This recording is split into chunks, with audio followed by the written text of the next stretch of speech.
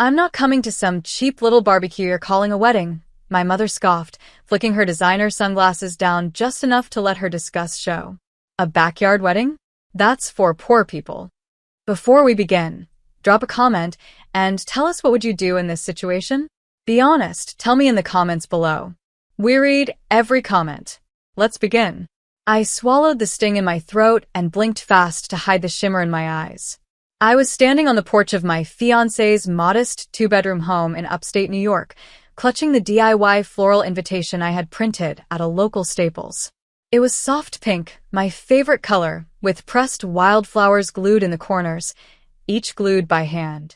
I wanted you there, I said quietly. I'm your daughter. Dad didn't even let me finish.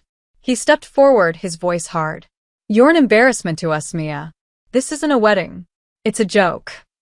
My hands trembled, and not just because the October wind was cruel.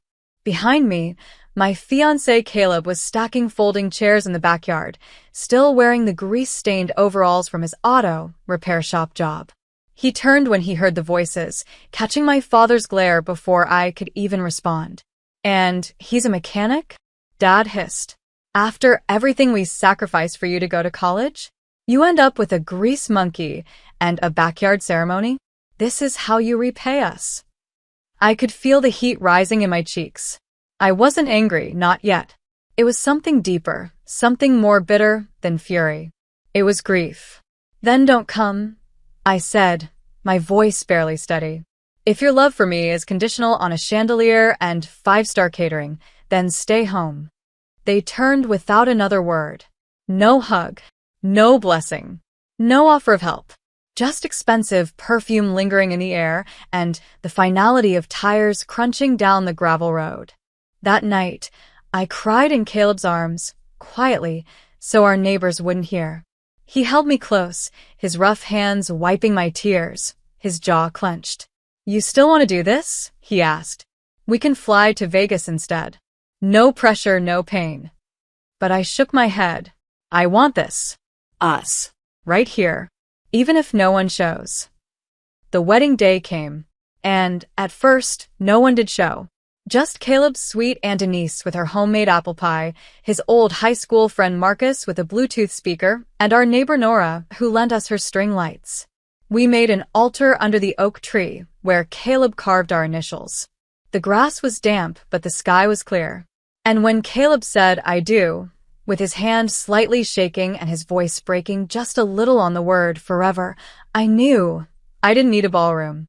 I needed this. But what none of us expected was the man with the camera. A soft-spoken stranger with a beard and warm eyes had been invited by Marcus last minute. He's a freelance filmmaker, Marcus had shrugged. Just wants to practice wedding reels. We said yes. And that decision, that one yes, was the thread that unraveled everything. Because 7 days later, that same man uploaded a video to YouTube titled, The Most Beautiful Backyard Wedding You'll Ever See. And in 48 hours, it hit 5.6 million views. Not because of the location. Not because of the decorations. But because of a single 23-second clip. Me, in a simple white dress from a thrift shop, choking on tears, holding Caleb's hands under that oak tree, saying, I didn't have my parents here today, but I have love. And I think that's more than money can ever buy. People didn't just watch, they shared. They wept. They posted comments like, This is the most real wedding I've ever seen. She deserved better from her family. I'm sobbing. This is what love looks like. And as it kept spreading from TikTok edits to talk shows, my parents saw it too. That's when the phone call started. That's when they drove 2 hours to our town unannounced. That's when they knocked on our door, with red eyes, wet cheeks, and shaking hands. Mia, Mom cried. We made a mistake. And I just stood there holding the doorknob wondering, were they here for me now, or for the spotlight I'd become? My mother's mascara was running, and my father's shirt was wrinkled in a way I'd never seen before. These were people who once called arriving in anything less than a Mercedes tacky. Now, they stood at my doorstep like soaked strangers, not parents. Caleb stood behind me, one hand resting gently on my lower back. He said nothing, but I could feel his breath change, tense like mine. Mia, Mom whispered again, reaching out. Honey, we didn't know the wedding was going to be so beautiful. I blinked. That's what brought you back, I said. The aesthetic of it all? No, she said quickly. No. I mean, we saw the video. The part where you cried. It broke my heart. You said I was an embarrassment, I reminded her. My voice wasn't angry. It was just hollow. My father looked at the floor. We shouldn't have said that. I was upset. We thought you were settling. You deserve more. More? I tilted my head. Or just more expensive? They didn't answer. But the silence said everything. I wanted to scream, to throw open the door and drag them inside just so I could make them watch the love they called low class. I wanted to replay every moment they'd missed, Caleb whispering my vows back to me because I was too emotional to speak, Nora lighting the candles when the sun dipped early, the kiss we shared while autumn leaves danced around us like confetti. But instead, I just stepped outside and closed the door behind me. You know what I learned that day? I said, arms crossed against the cold. That a family isn't who shares your blood. It's who shows up. And you didn't. We made a mistake, Mia. My mom insisted, voice cracking. We were raised with a different mindset. Status mattered. Appearances mattered. But we watched that video, and you looked like a woman. Strong. Happy. Loved. Her eyes filled with tears. I'm proud of you. For a second, the words floated between us like a leaf not yet fallen. But it was too late. Proud? I asked quietly. You weren't proud when I graduated with honors. Or when I opened my own floral design business. You only showed up when the world showed up. Dad's voice trembled for the first time. We didn't think this would happen. You were always a quiet girl. You didn't chase attention. Now you're... What? Trending. I laughed softly. That's what it took? Suddenly Caleb opened the door behind me. He didn't say anything. Just slipped his jacket around my shoulders like I was made of glass. We should go, Dad murmured, pulling at Mom's sleeve. But she resisted. Please, Mia. Just one dinner. Let us talk properly. I met her eyes. She looked desperate. But it wasn't the desperation of a mother who missed her daughter. It was the desperation of someone locked out of a door she never thought she'd need to knock on. Maybe someday, I said. But not today. I'm still celebrating. And with that, I walked back inside. Caleb closed the door gently, and I let out a breath I didn't realize I'd been holding. He kissed the top of my head. Proud of you. I nodded, voice shaking. Me too. The next morning, we woke up to a text from Nora. Mia, turn on Channel 9. You're on Morning Light America. We flipped on the TV, and there I was. That same 23-second clip. Again. But this time, it wasn't just online. It was national. The anchor was crying. The producers had flown in to do a full segment. They called me the backyard bride who broke the internet. And before the week was over, 3 wedding magazines, 1 Hollywood screenwriter, and a morning show host had reached out. Suddenly, the world wanted to know me. But the question was, what would I do now that they did? The knock on our door this time didn't come with tears. It came with a car. A black SUV. Tinted windows. Parked across the street like it had been there since dawn. Caleb peered through the blinds and raised an eyebrow. We expecting someone famous? I laughed. At this point, maybe. The doorbell rang. When I opened it, a sharply dressed woman in her 30s stood on the porch. She had the kind of confidence that made you instinctively fix your posture. Mia Caldwell? She asked, smiling. I nodded cautiously. She extended a hand. I'm Tessa McMillan, producer for Good Morning Viewpoint. We'd like to fly you and your husband to LA this weekend. Full segment. National coverage. We think your story could inspire a lot of people. I blinked. She continued, We'll handle the flights, hotel, makeup, wardrobe, everything. We just want you to be yourself. The woman who stood under a tree and chose love over luxury. I was speechless. Caleb stepped up behind me, hand resting on the frame of the door. You serious? Tessa smiled. Dead serious. America needs a real love story. And you too? You're it. 3 days later, I was sitting in a makeup chair in a Los Angeles studio, staring at my reflection in disbelief. I wasn't wearing a $10 thrift store dress this time. I had a cream-colored silk blouse and my hair curled into soft waves. But my hands still trembled the same way. The host, a polished man with a sympathetic voice, greeted us warmly on air. America fell in love with Mia and Caleb's backyard wedding, he said into the camera. But what they didn't know was the why behind it. Today, we hear that story. I told them everything. Not the viral version, but the real one. The rejection. The ache. The dreams that didn't come with dollar signs. I told them about losing clients in my floral business because I couldn't afford advertising, how Caleb worked until midnight fixing engines in the freezing cold, how our wedding budget was less than most people's cake. But also how it felt when Caleb looked at me under that tree, like I was the richest woman alive. The segment aired the next morning. That same afternoon, I got 4,000 new emails. But it wasn't the numbers that shook me. It was who was writing. One message came from a woman in Kansas. My daughter wants to cancel her wedding because we can't afford a venue. After watching you, I told her we're doing it in our backyard. With love. Another from a man in Chicago. I haven't spoken to my sister in 10 years. After your story, I called her. Thank you. And then the one I never expected. From my little brother, Josh. They didn't come to your wedding. But I watched every second of it online. You were brave. I miss you. Can I come see you? I sat frozen for a moment, reading that line again. Caleb came up behind me and rubbed my shoulders. You okay? I think the world's shifting.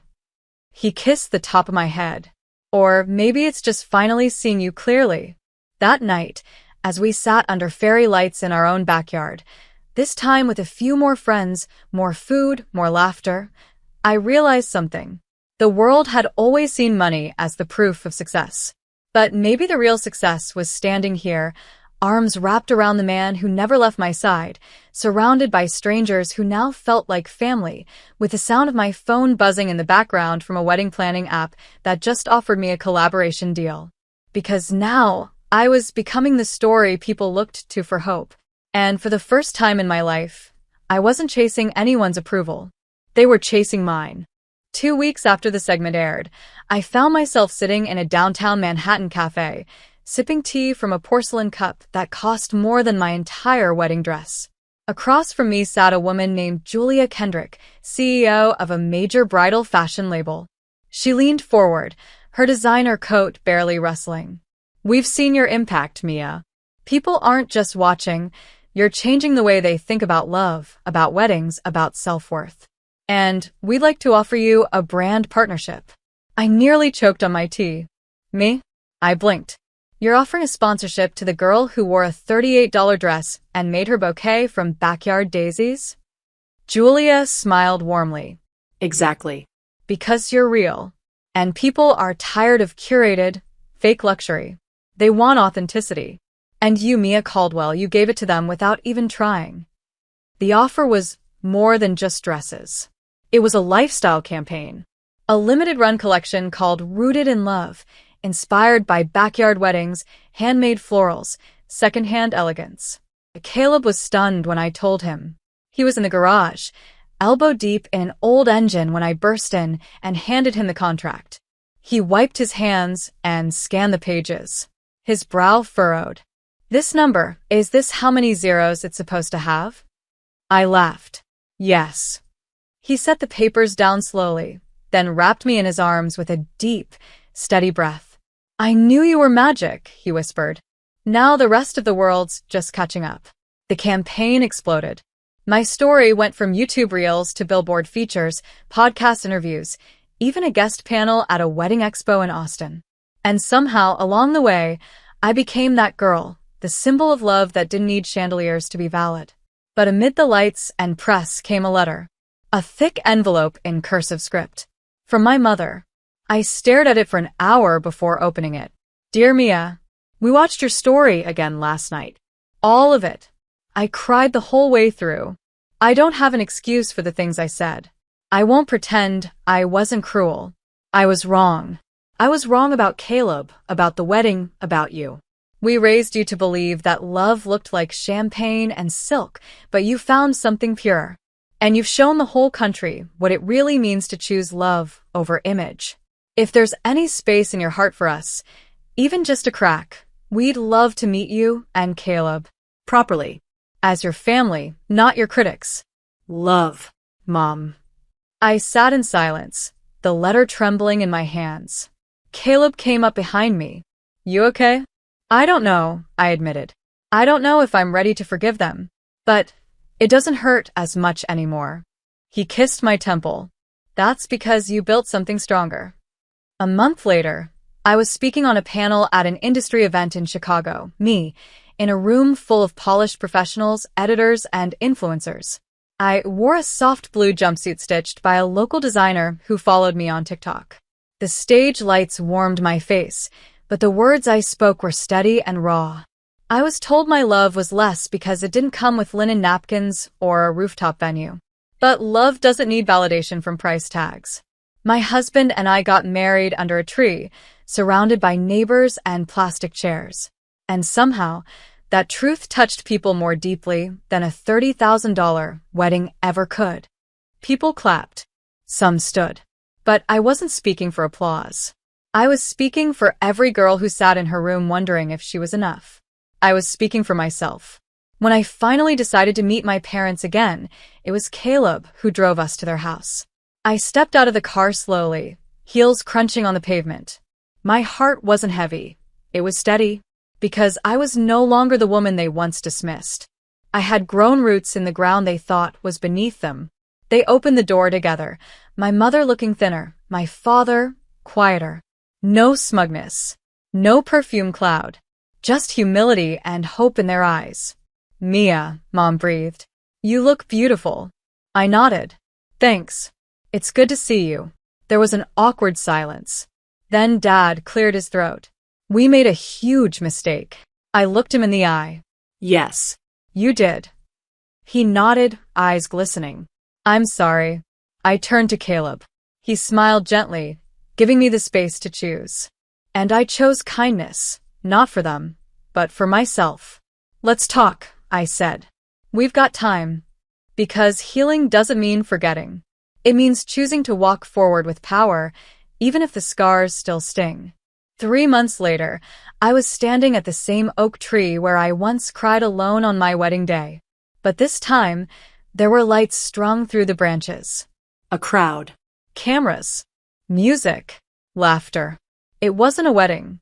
It was a celebration for the success of the Rooted in Love campaign, now a nationwide movement helping low-budget couples create dream weddings on their own terms. And I was the face of it all. Caleb stood beside me, arm wrapped around my waist. You still nervous around crowds? I smiled. Not anymore. Just then I noticed them, my parents, in the back, watching, quiet, uncomfortable, but present. They didn't approach.